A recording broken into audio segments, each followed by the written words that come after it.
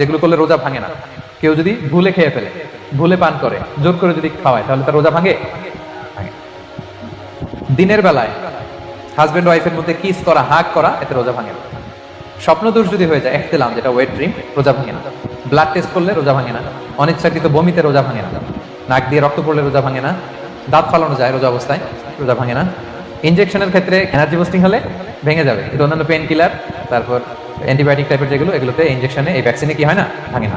আচ্ছা, কমন কিছু বিষয়, টুথপেস্ট, মাউথ ওয়াশ, রোজা ভাঙে না, তবে রেকমেন্ডেড না, না করতে বলি আমরা। মেসওয়াক করতে বলি। আতর ইউজ করা যাবে, পারফিউম ইউজ করা যাবে, কাজল দেওয়া যাবে চোখে, ইনসুলিন দেওয়া যাবে ডায়াবেটিক পেশেন্টের জন্য বলেছিলাম। আর বড় অ্যারেঞ্জমেন্ট হলে যদি জরুরি প্রয়োজন হয়, শেফ এটা লবণটা ট্রাই করতে পারবে, রোজা ভাঙবে না। এনজিওগ্রাম করা যাবে, এই জাতীয় জিনিসগুলো করা যাবে। আর কিছু ডিসপিউটেড মাসালার কথা আমরা বলেছিলাম, ইনহেলারের কথা, পাফার ইনহেলার, তারপর শুধু অক্সিজেন যায়, ইনহেলার রোজা ভাঙে না, কিন্তু যদি পাউডার ইনহেলার হয়, ভ্যাপোরাইজেশন হয়, রোজা ভেঙে যায়। সাপোসিটরির কথা আমরা বলেছিলাম, হানাফি মাযহাব অনুযায়ী ভেঙে যায়, তবে যেহেতু ইমার্জেন্সি পিরিয়ডে দিতে হয়, আপনি দেন, তারপরে কাজা করে ফেলবেন। কানের ড্রপ আমরা না দিতে বলি, যেটা হানাফি মাযহাবে নিষেধ করা হয়েছে। নাইট্রোগ্লিসারিন ট্যাবলেট হার্ট অ্যাটাক করলে জিহ্বার নিচে দিলে বডি অ্যাবজর্ব করে ফেলে, মডার্ন স্কলারদের মতো ভাঙে না, হানাফি স্কুল অফ থটে ভেঙে যাবে। হিজামা করলে রোজা ভাঙে না, তবে আমরা দিনের বেলায় করতে নিষেধ করি। ব্লাড ডোনেশন রোজা ভাঙবে না, বেশি পরিমাণে যদি ব্লাড ডোনেট করেন। দুর্বল হলে, অসুস্থতার কারণে ভাঙতে পারবেন, তবে জরুরি প্রয়োজনে আমরা অবশ্যই ব্লাড ডোনেট করবো। তো সম্মানিত, শুধু এই ছিল আমাদের আজকের আলোচনা।